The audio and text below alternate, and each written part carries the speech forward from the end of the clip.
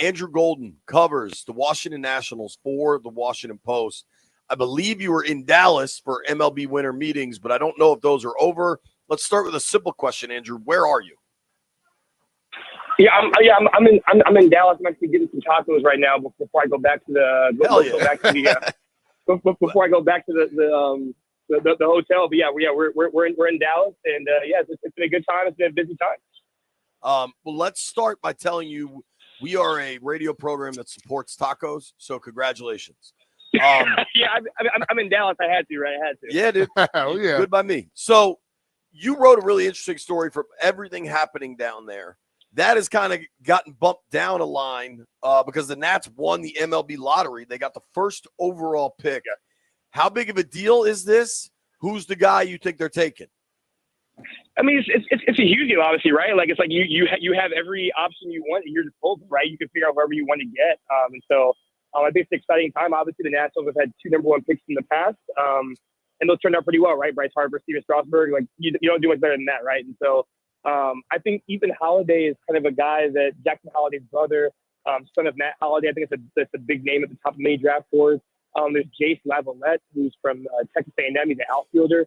Those are kind of the 2 guys who I've heard a lot mentioned in terms of the top pick, but obviously we're really far away.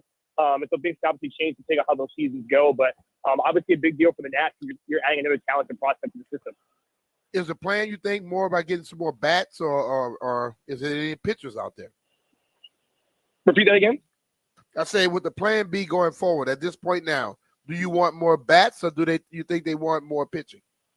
Yeah, I think the key when you look at their offseason needs, I think they need some power at the corner infield and that designated hitter. Mike Rizzo has said that multiple times, both at GM meetings and these winter meetings. They need a first baseman. I think they need a DH.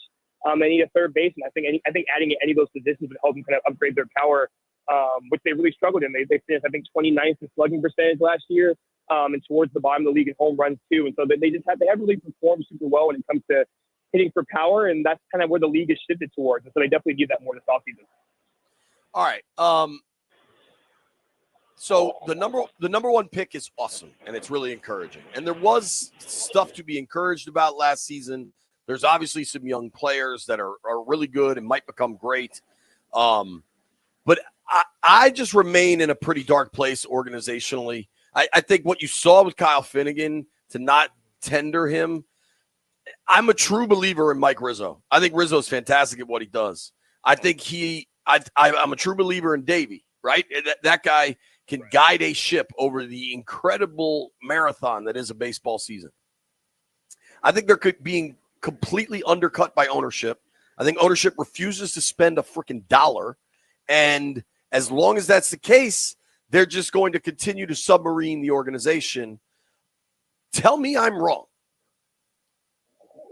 It's definitely tough when you look at it. I think you guys are both football guys, right? I think it's an interesting thing, right? Like when you get a rookie quarterback, like the goal is to win on a rookie deal, right? Like it's like 4 to 5 year deal. You're waiting to piece around him when the contracts are low. When his contract is low, you have to spend a ton of money on him. I feel the same way about where the Nationals kind of had, right? Like you have all these really talented players on controllable contracts, pre-arbitration, pre-free agency, and you see how much guys are doing now. So I think it makes sense when you have this talented core to kind of add around them and find some veterans. I just don't get the sense that they're going to spend a ton of money to sign any major names. I think they'll definitely add, and they know they need to sign a first base and a third base. I just think the extent of how good that player will be, I just don't know. I just get the sense they're not going to spend a ton or spend the way they did, back in the early 2010s when they were really kind of adding to their roster. I just don't get the sense they're going to spend like that this point in time. So yeah, it's kind of an interesting time for the Nats in terms of how do they make sure that they can build around that roster and put pieces around their young core that can help them be successful. Yeah, and it's so infuriating. I mean, obviously the most recent highlight is obviously Soto getting almost $1 billion. But it's just so infuriating, the team, to watch a World Series, a World Championship team get completely gutted because they decided to stop spending cash. And I credit them for spending the money before. They deserve a ton of credit. The Scherzer contract, so many things, but what they've done since is just infuriating. Let me ask you about this. Talking with Andrew Golden, covers the Washington Nationals for the Washington Post. You can follow him on Twitter if you're so inclined, at Andrew C. Golden. I don't know this dude. Maybe you do. Robert Murray reports this morning that the Nats are engaged in talks with Christian Walker, the free agent first baseman, about possibly coming here. In your story earlier in the week, I think you kind of said not to expect that. Part of me feels like this is just spin, that the Nats want their name out there with somebody. Where do you think they are with Walker specifically? Yeah, I think they like Christian Walker. And as I look at my feelings, like the Nats have made it very clear they like Christian Walker, and it's not, it's not a secret.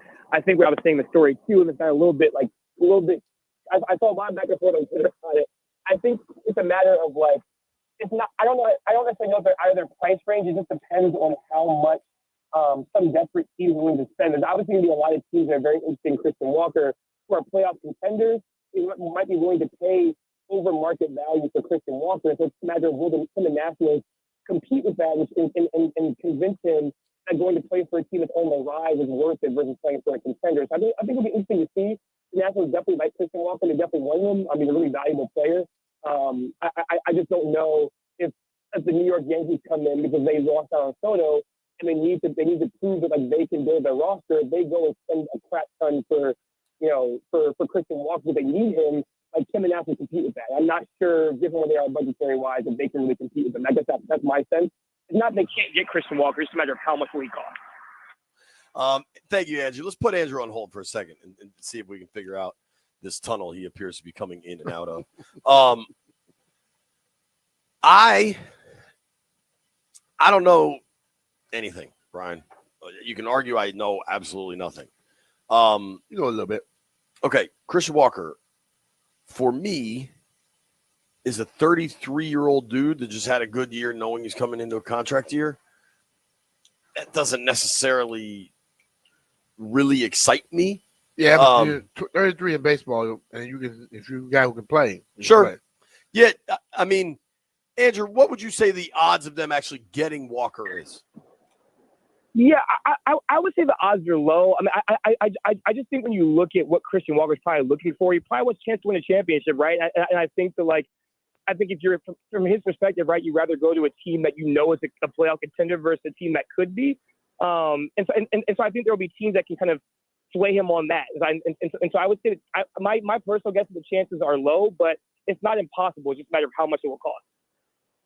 I'm with you there. It's certainly not impossible. It'll just matter how much it costs, and they won't pay it.